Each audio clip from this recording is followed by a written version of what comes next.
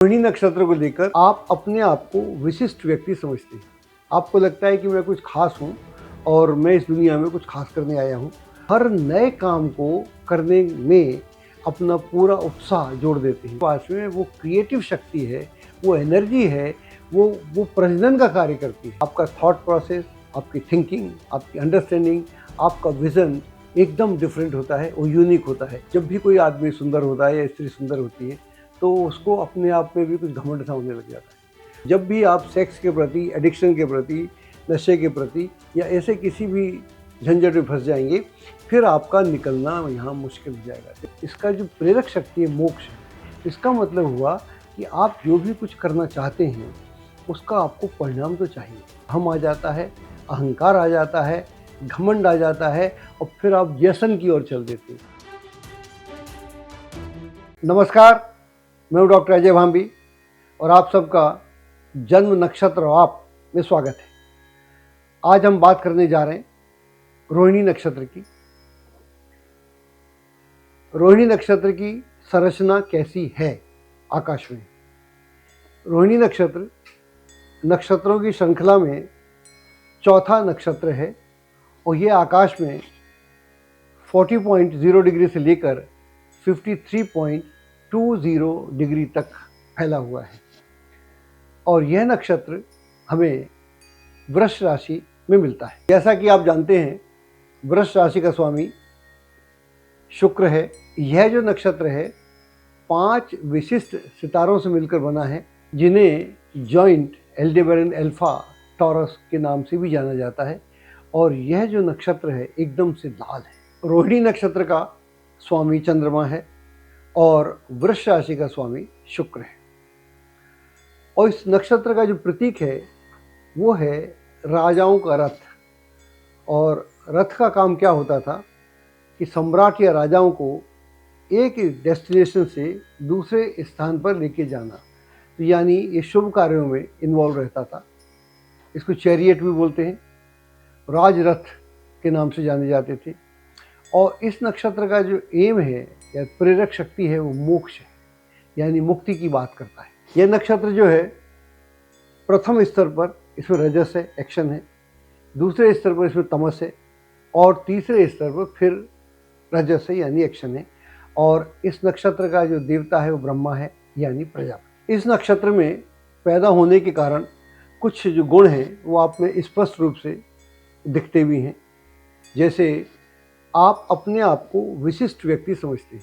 आपको लगता है कि मैं कुछ खास हूँ और मैं इस दुनिया में कुछ खास करने आया हूँ और इसके कारण आप में एक उत्साह बना रहता है, आप तरोताज़ा रहते हैं और हर नए काम को करने में अपना पूरा उत्साह जोड़ देते हैं। और इससे क्या होता है कि लोग आपकी ओर आकर्षित होते हैं। उनको भी लगता है कि ये कोई व्यक्ति विशेष हैं, ये जो भी कुछ करते हैं बड़े स्पष्ट हैं, बड़े उदारवादी हैं और इनका जो लक्ष्य है किसी भी काम में पूरा जुट जाने का है। एक बार आपको समझ में आ जाए कि ये काम मुझे करना है और आपको अच्छा लगे तो आप उसमें जुट जाते हैं, पूरी एनर्जी, पूरी ताकत उसमें लगा देते हैं।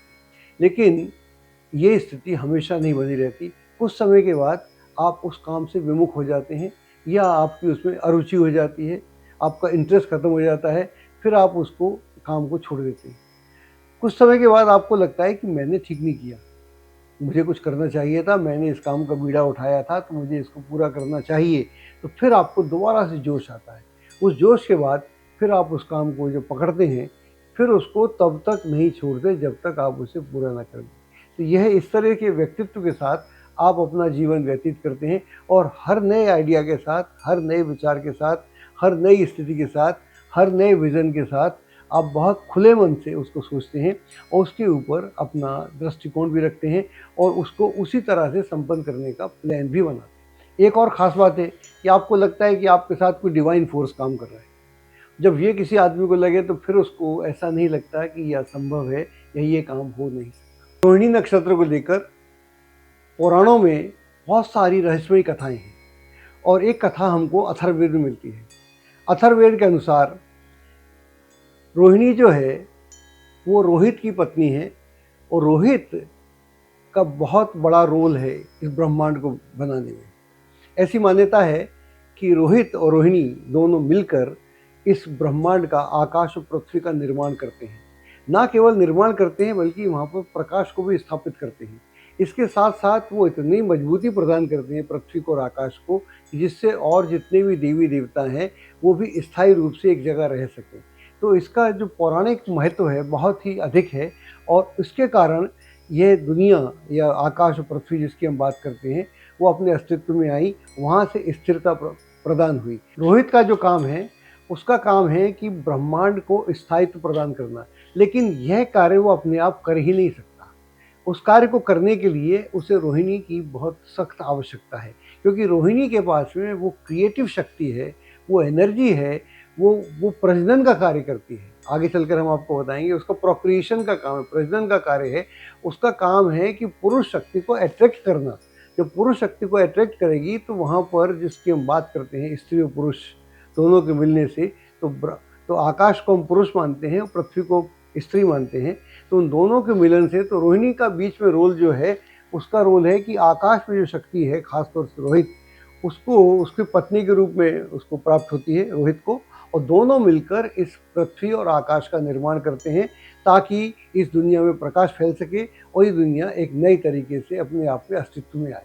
जैसा कि पहले बोला कि रोहिणी के पास स्त्रीचित्त गुण हैं, उसमें जो फेमिनिन क्वालिटीज़ हैं वो भरपूर मात्रा में हैं, जिसके कारण पुरुष ऑटोमेटिकली उसके प्रति अट्रैक्टिव हो जाते हैं। यदि इसी एनालॉजी से हम आपके व्यक्तित्व को समझने का प्रयास करें तो बहुत सारी आपके रहस्य हमको स्वतः ही मालूम पड़ जाते हैं। जब हम नक्षत्र की बात करते हैं इससे फ़र्क नहीं पड़ता कि आप स्त्री हैं या पुरुष हैं, क्योंकि नक्षत्र जेंडर देख के काम नहीं करता। तो क्या जेंडर है इससे नहीं मालूम, इससे कुछ फ़र्क नहीं पड़ता। ये जो आप में गुण हैं वो नैसर्गिक गुण हैं, हम उसकी बात करें। यह नक्षत्र आपको एक विशेष प्रकार की रचना धर्मिता या क्रिएटिविटी प्रदान करता है, जिसके कारण आपका थॉट प्रोसेस, आपकी थिंकिंग, आपकी अंडरस्टैंडिंग, आपका विज़न एकदम डिफरेंट होता है और यूनिक होता है। जब इस तरह की बातें या विचार आप अपने लोगों से करते हैं तो वो लोग भी आपके प्रति अट्रैक्टिव हुए बिना नहीं रहते। वो आपकी बातों को सुनते हैं, आपके विचारों को सुनते हैं, आपके आइडियाज़ से अभिभूत होते हैं और फिर वो आपको उस तरह से साथ देने के लिए तैयार हो जाते हैं। तो ये बेसिक अट्रैक्शन जो है वो आपको हर क्षेत्र में काम आता है।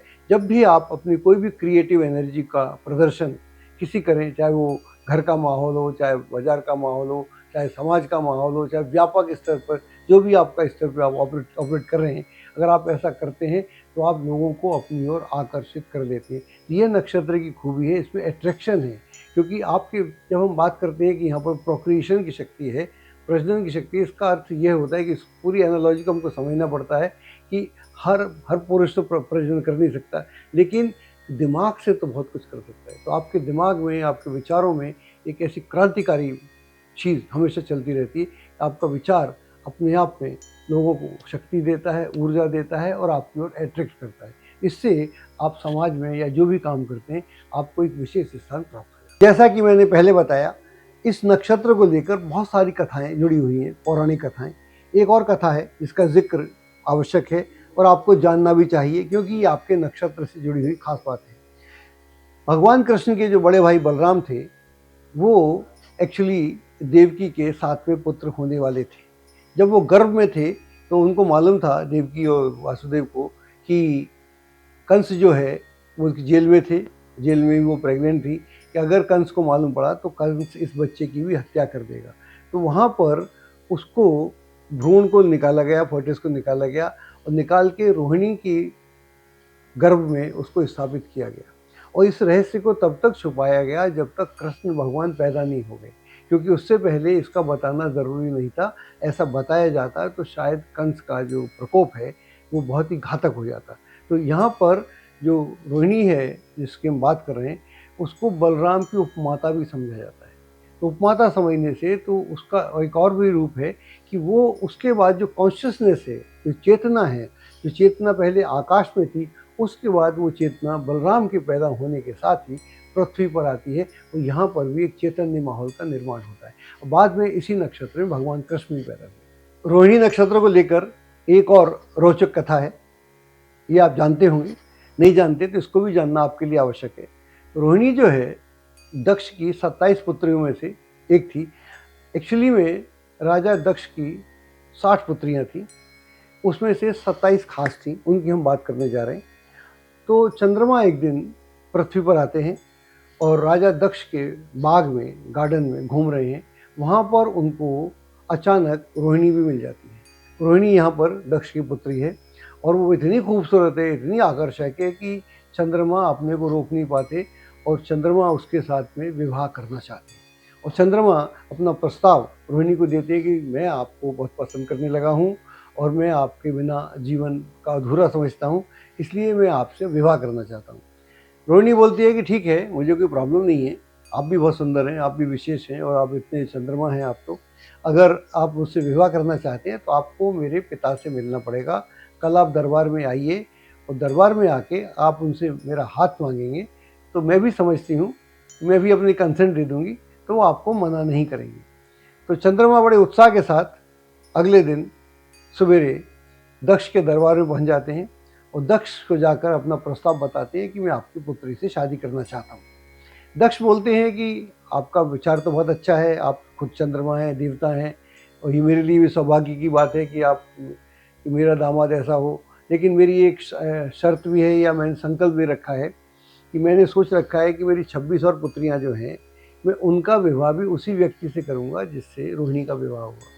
चंद्रमा बोलता है कोई प्रॉब्लम नहीं है मेरे को, मैं सबसे कर लूँगा जैसा आप बोलेंगे। तो चंद्रमा आवेग में आके बोलता है कि मैं आपकी बाकी पुत्रियों से विवाह कर लूँगा और चंद्रमा इस तरह से चंद्रमा का विवाह बाकी 26 पुत्रियों से हो जाता है। इन 27 जो पुत्रियाँ हैं, इनका संबंध हमारे नक्षत्रों से है और यहाँ पर चंद्रमा का ये एनालॉजी है, कहानियाँ हैं, इससे हम आगे समझते हैं। अब चंद्रमा क्या करता है कि चंद्रमा, रोहिणी इतनी आकर्षक है, इतनी सुंदर है, इतनी सेक्सुअल है, सेंसुअस है कि चंद्रमा उसको देख के सब भूल जाता है। उसको कोई होश हवास नहीं रहता, वो उसके साथ ही रमणता चला जाता है। और बाकी जो 26 पत्नियां थी, सालियां नहीं थी, अभी पत्नियां थी, इन पत्नियों की तरफ ना वो देखता है, ना ध्यान देता है, ना बातचीत करता है। तो सारी पत्नियां, बाकी 26, चंद्रमा को समझाती हैं कि देखिए आप अच्छा नहीं कर रहे, आप हमारे साथ अन्याय कर रहे हैं और ये ठीक नहीं है। लेकिन चंद्रमा एक कान से सुनता है, दूसरे कान से निकाल देता है। अंत में सारी पुत्रियां जो हैं दक्ष के दरबार में जाती हैं और उसकी शिकायत करती हैं कि इसने हमारे साथ बड़ा अन्याय कर रखा है। जब सारी बात दक्ष सुनते हैं तो बड़े गुस्से में आ जाते हैं। वो बोलते हैं जा तू काला हो जा। उसके बाद चंद्रमा काला हो जाता है। चंद्रमा के काला होते ही पृथ्वी पर एकदम रात्रि अंधेरी हो गई। ना केवल रात्रि अंधेरी होगी बल्कि सारे जलाशय सूख गए, नदी सूखने को हो गई, समुद्र सूखने की तैयारी में था और पेड़ पौधे सूख गए। एकदम दुनिया बड़ी अजीबोगरीब हो गई, सब काला काला हो गया। तो सारे लोग जाकर प्रार्थना करते हैं कि आप दक्ष महाराज कुछ करें, प्रजापति जी आप कुछ करें और इसका ये श्राप वापस लें। अब दक्ष श्राप वापस तो ले सकते नहीं, लेकिन सुधार कर सकते हैं। तो कहते हैं ठीक है, ये मुझसे माफ़ी मांग ले। तो चंद्रमा माफ़ी भी नहीं मांगता। उस पर हम अगल अलग कथा बताएंगे क्यों माफ़ी नहीं मांगता। लेकिन दक्ष बोलते हुए सुधार कर देता हूँ, आज के बाद ये हर रोज़ एक एक दिन बढ़ेगा और 15 दिन के बाद पूर्ण हो जाएगा, फिर घटना शुरू होगा। उसी दिन से या उसी समय से हमारी इस ब्रह्मांड में शुक्ल पक्ष और कृष्ण पक्ष होते हैं। चंद्रमा 15 दिन बढ़ता है और चंद्रमा दिन 15 दिन घटता है। तो ये सारा कार्य जो होता है इसमें रोहिणी का बड़ा भारी योगदान है। रोहिणी नक्षत्र में पैदा होने के कारण कुछ गुण स्वतः ही आप में आ जाते हैं, जिनकी हम अभी चर्चा करेंगे। पहला गुण तो ये है कि आप में इतना आकर्षण होता है, अट्रैक्शन होता है और आप अपने आप को विशेष तो समझते ही हैं। और जब भी कोई आदमी सुंदर होता है या स्त्री सुंदर होती है तो उसको अपने आप में भी कुछ घमंड सा होने लग जाता है और फिर उसका जो इंटरेस्ट है और जगह हो जाता है। तो आप क्या करते हैं, आपका रख रखाव, रहन सहन, खान पान, आपको सुंदर पदार्थ चाहिए, खुशबू चाहिए, ऐसा वातावरण चाहिए। आपका रख रखाव घर बाहर जो भी आप होगा, एक पूरा एक उसमें स्टाइल होगा, एक उसमें एक खास बात होगी। और जब खास बात होती है तो लोग आपकी ओर आकर्षित होते हैं। जब इस तरह का माहौल होता है तो वहाँ पर फिर आपके पथ भ्रष्ट होने की भी पूरी पूरी संभावना रहती है।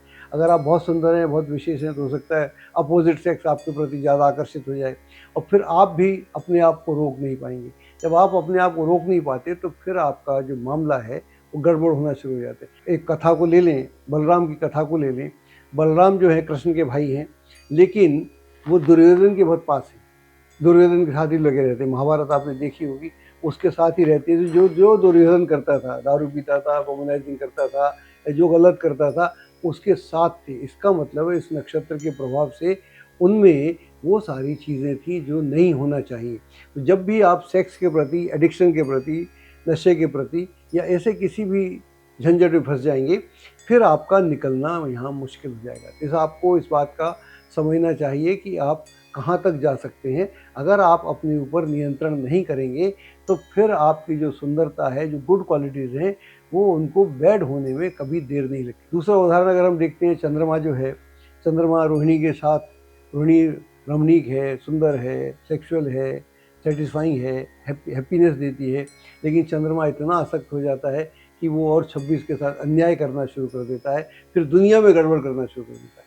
तो दोनों ही स्थितियों में आप, मेरे को याद आ रहा है बलराम की कथा में, जब बलराम दुर्योधन के इतने निकट थे क्योंकि उसका शिष्य, उनका शिष्य भी था, तो जब युद्ध में भगवान कृष्ण छल के साथ दुर्योधन की टांग पर अटैक करने के लिए बोलते हैं भीम को, तो वो बहुत नाराज़ हो जाते हैं बलराम, क्योंकि एक आदमी जिसके साथ अगर पथभ्रष्ट हो जाए तो फिर वो न्याय और अन्याय को नहीं देखता। तो ये भी एक कथा से हमको ये मालूम पड़ता है कि अगर ये गुण इतने महान लोगों में आ सकते हैं, अवगुण, तो आप में और हम में तो आ ही सकते हैं। तो आपको इस बात का अवश्य ध्यान रखना। अब हम बात करते हैं इस नक्षत्र के गुण और प्रेरक शक्ति की।